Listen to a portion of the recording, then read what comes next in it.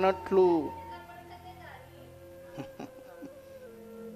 మనుషులను సంతోష పెడుతున్నావు నువ్వు. మనుషులను సంతోష పెట్టేది ఏది కూడా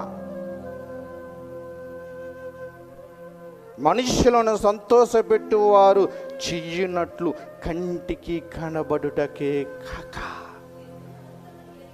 కంటికి నీకు చక్కగా అంటే అబ్బా ఆయన దగ్గరికి వెళ్తే నువ్వు వెంట తోసుకుంటూ వెళ్ళిపోతావు. ఆయన దగ్గరికి